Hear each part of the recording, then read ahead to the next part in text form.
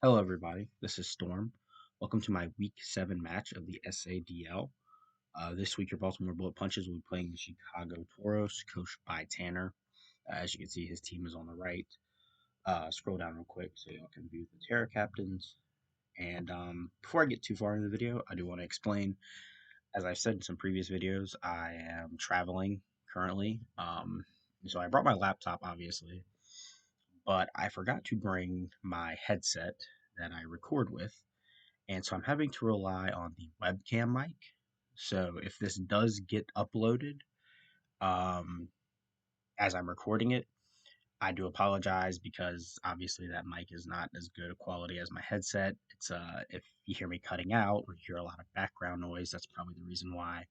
I know the quality isn't terrible, like it doesn't suck. I've heard it before, but I know it's obviously the headset mic is a little easier to control, and it's not what I usually record with. So if it does sound weird and I do wind up uploading it, I apologize ahead of time. But anyways, we'll look at my team real quick before we get into this match. I'm recording this on April Fool's Day, which means we have the goofy showdown avatars. I think I'm just gonna keep them on just to be funny.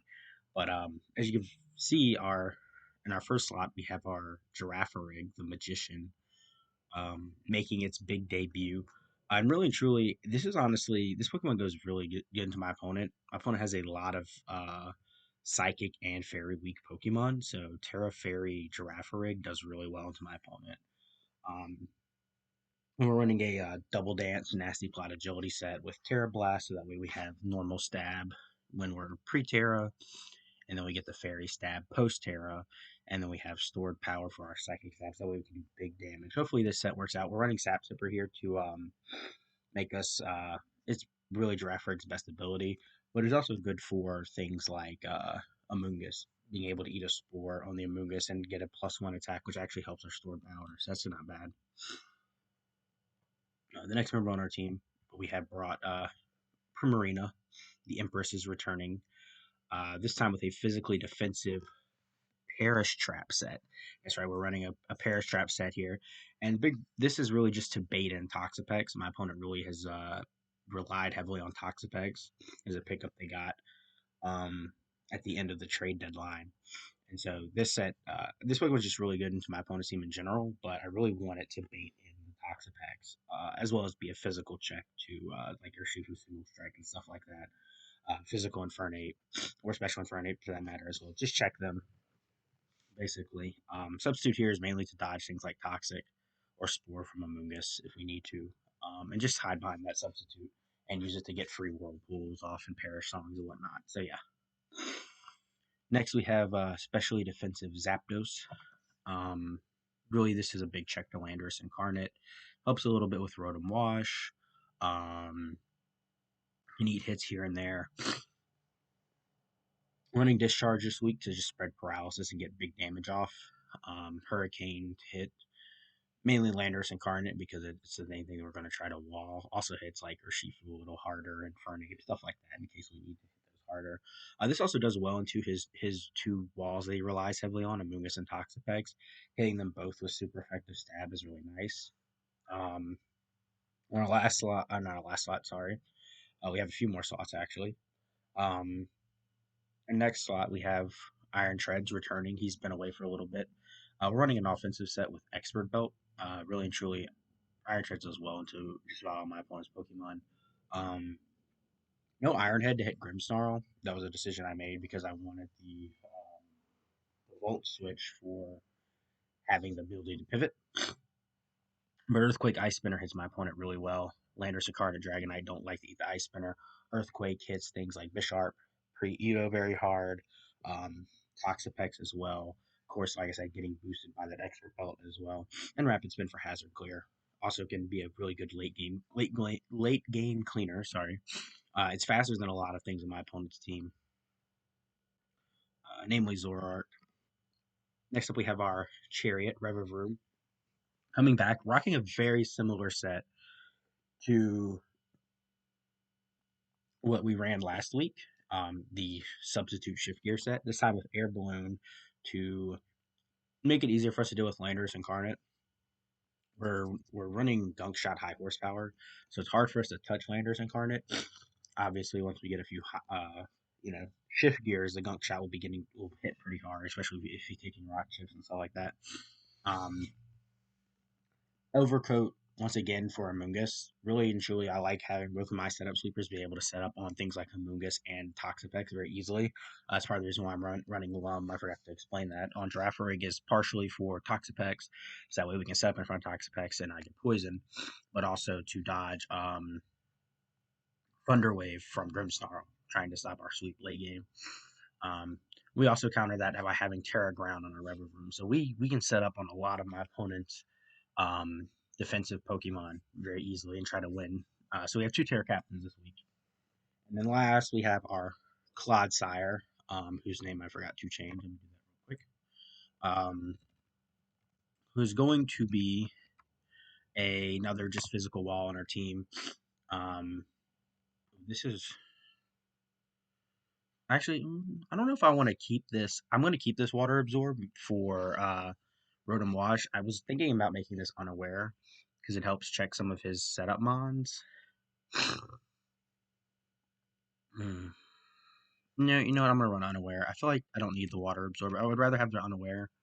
Um, just is to help check things like Volcarona, Bisharp, a Zoroark, maybe like a nasty blood Zoroark, and Fernape that tries to set up Rotom Wash. We don't check the Rotom Wash extremely well. Hits very hard with Hydro Pump. Even Dragonite can help check like or Shifu Lock in close combat, something like that. Just checks a lot of great things on my opponent's team just to back up the wall. Toxic to obviously spread that toxic thing, especially things that like are immune to Earthquake, which are only attack. So Landorus Incarnate, Rotom Wash, if we can catch them on a switch in and toxic them, that'd be great. Recover to stay healthy, and Stealth Rock, of course, for our hazards. Um, this particular spread I'm running, I looked at some of the calcs. It just gives us enough special defense to be able to deal reliably with like Volcarona, while also giving us enough physical bulk to better deal with things like Bisharp, um, as well as like Infernape. So it's just kind of a equally spread across on the defensive capability, should I said. So that's the team we're bringing. A very bulky team with some good setup sleepers. So we'll see you guys when I start the match. All right. So my opponent pretty much brought every threat that I thought he was going to bring, minus Volcarona and no Rotom Wash as well. So very interesting. Um, these hold on, I might have to turn these off. We'll try and play with them. It kind of throws me off a little bit. But yeah, we do see the Urshifu, the Grimmsnarl, the Toxapex, which is good. It's good setup. The Landorus coming in as well. The Bisharp. A little surprised to that Bisharp. He has a Zoroark, so I have to be careful playing around that, obviously. I feel like a good lead is just always Iron Treads, because it deals with a lot. We see the Grimmsnarl lead. This is fine. I'm going to Volt Switch here.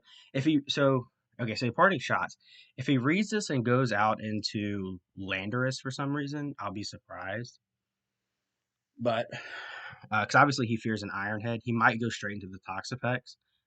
In that case, I'll just go. I don't know who I'll go if he goes Toxapex. Maybe I'll go straight to Zapdos.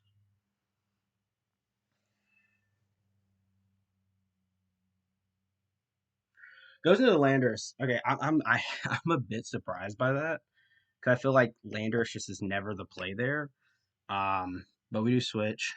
See him have rocks on his. That's interesting. I'm gonna Hurricane for free here. Nothing he has wants to switch into it. His best switch would probably be Bisharp. I don't know. I feel like U-turning is also not a bad play.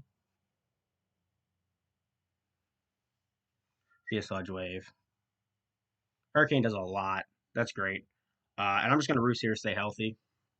If he wants to continue Sludge Waving me, that's fine. He can't poison me because of Sheer Force. Then he also risk of confusion. So getting Landorus out of the way is great. Landorus wrecks my team. My opponent has a lot of hard hitters, a lot of very offensive threats. Which is my team's very bulky. Like my draft was very bulky, so I tend to not like I don't say not care about offensive threats because it's like a double-edged sword. On one hand, I have a lot of ways to handle offensive threats, but then sometimes I feel like when I in certain matches I lack offensive power. Obviously, I've done well this season. I really only lost last week to some misplays. I have gotten a little lucky, but sometimes I feel like I just don't have the offensive firepower to deal with my opponents sometimes. So, especially defensive Zapdos coming in clutch, only taking 38% from that Sludge Wave. I imagine this thing is Life Orb. So, I'm going to Roost here. Um, Hopefully, it forces a switch. I want to keep this healthy. I need this to switch into Landers whenever nothing else on my team wants to switch into it. So, we see the Bisharp come out. Um, Part of me wants to discharge and then U-turn. I think I just U-turn. Terra Fairies, which is fine. Um, I feel like I just always go into Clodsire, see a Swords Dance. We are unaware. Thankfully, we did switch to unaware. And I'll just throw out a Toxic here. If the Iron Head flinches me, that's bad. Iron Head is basically the worst thing that can happen to us here. Um, but we'll just Toxic it and try to stall it out. Smart switch to the Toxapex. I do like that he read the unaware. That's a very smart play by him. I'm actually like happy to see that. A lot of I'm happy to see people in my league learn and change. You know what I mean? So that's great to see. Uh, so chilling waters here. He's probably just going to chilling water spam, which is fine. I get my rocks up. I'm probably going to earthquake once more. It isn't fine if he does this, because it doesn't really matter to me. I don't need like a bunch of earthquake PP, and if he switches into something, I get chip on it. He gets a crit there. Hopefully, I get a crit. That'd be nice. Anyways, I want to recover this turn. We saw how much a crit did. Obviously, it won't kill me, which is fine by me. And then I'll probably wind up switching into Zapdos on this turn. We are boots, so we don't care about rocks. Nope. Does absolutely nothing, which is fine. And I threaten this thing out with a discharge. He goes to the Bisharp. That's fine.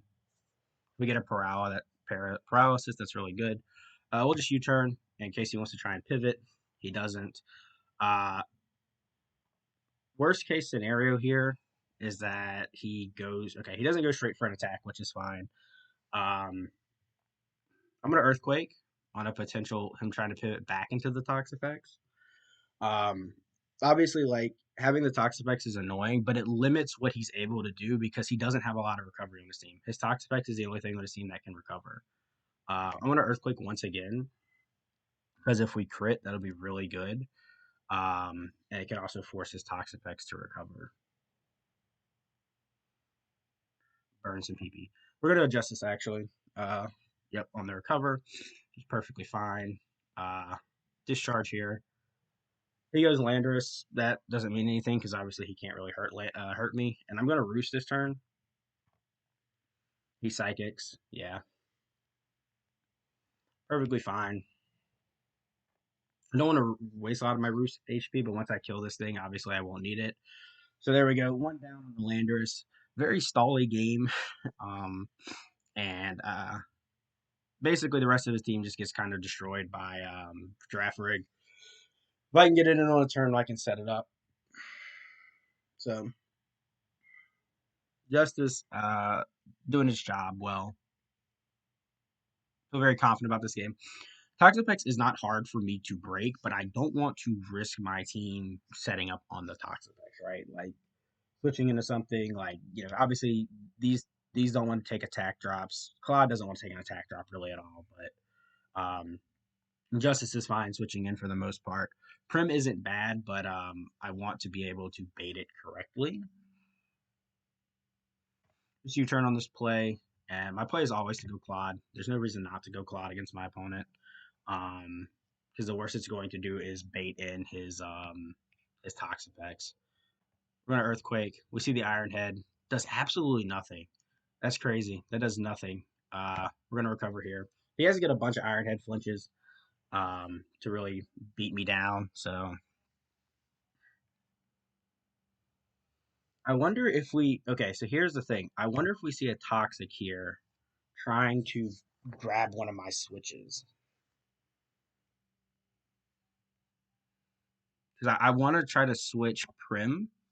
If he Toxics here, great play by him. No, okay, that's fine. That's perfectly fine because I'm going to sub here. You'll see that does absolutely nothing. We're going to sub here. Hopefully we get a toxic. Yep, we bait the toxic. Uh, Now we whirlpool. I'm gonna see what his response to this is. This is always nice because he just none of his team deals with Primarina at all. I wanted to bring a more offensive or like a setup Prim set, but yeah. So now we trap the Toxapex, which is great. Um, Parasong here, and that's great. His Chilling Water just does nothing, so we can trap the Toxapex. So the Prim set worked. I was really, I guess he's just not. I was he made some good plays earlier.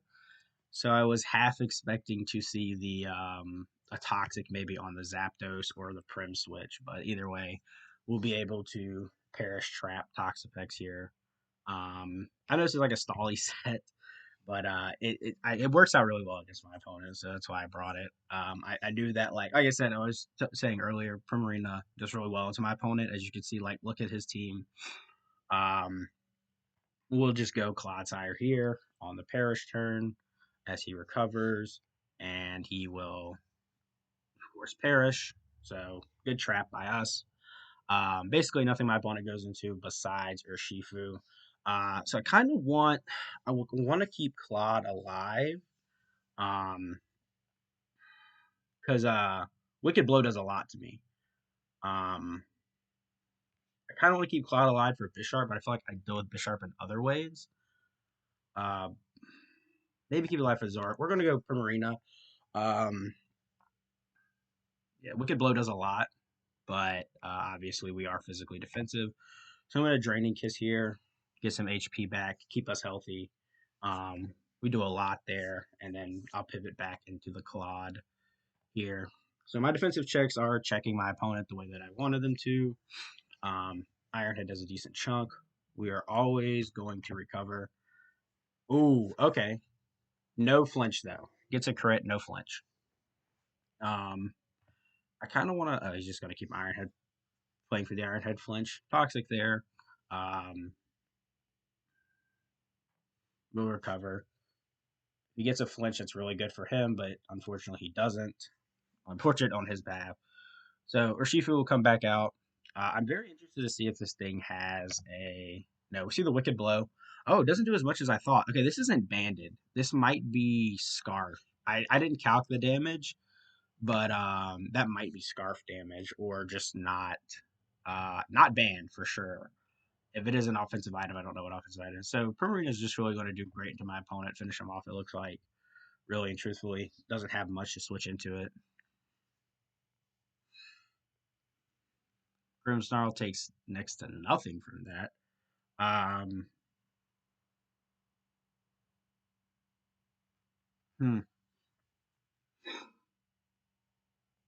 If he pardon, so Thunderwave likely comes out here. I think we're just gonna go Justice here. If he parting shots, yep.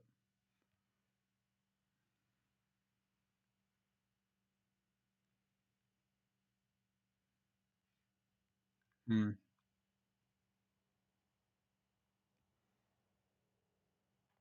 I'm gonna say a discharge here.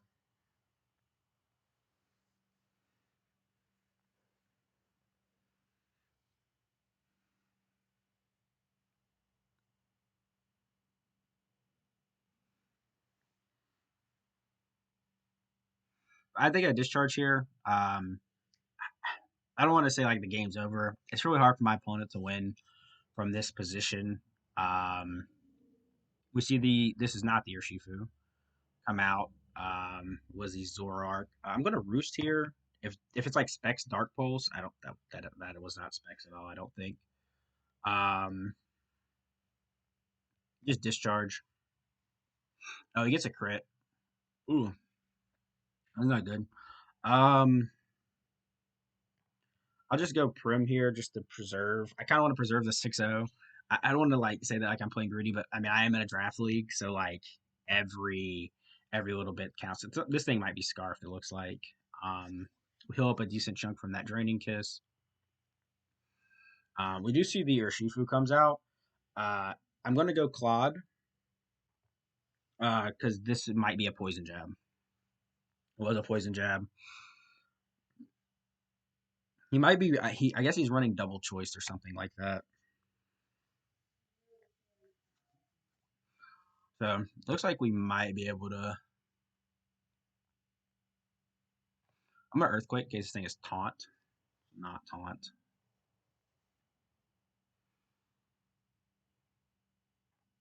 Earthquake again. Obviously, Grimmsnarl has no recovery. So a bit stally here. I wanted Girafarig to put in work, and maybe if I played just a little more aggressive and not as safe, I could have gotten like let something die. I could have got Girafarig in at one point. You really Girafarig did do good to my opponent's team, but it just turns out Clod Prim Zap is just enough to stall out my opponent. That's not how I wanted this game to go. I really expected my opponent's team to be a lot more like just overbearing, should I say?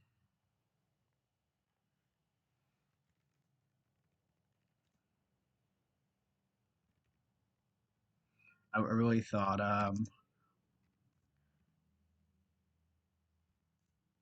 thought like he would over like my defensive Pokemon they were just a stopgap.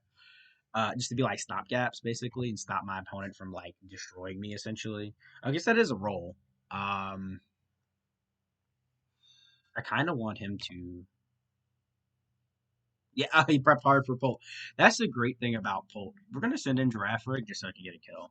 I want Girafarig to get a kill. I did all this prep for it to do essentially nothing. Wicked Blow does a bunch to it. Yay, Girafarig got a kill. Yeah, he prepped hard for Polt. I was not gonna bring Polt this game because I know my opponent has way too many dark types. He brought four of them. Yeah, he has a lot of dark types on his team. Uh, like Grimmsnarl straight up just walls both of its stabs. Urshifu can have sucker. I'm pretty sure he's double scarf on these to outspeed Urshifu. I mean Dragapult. Urshifu can have sucker punch. This has sucker punch. Certain Pex sets can even wall like if I'm not running like Specs Thunder, like Pex can kind of wall or make it hard for me to do whatever I want to do.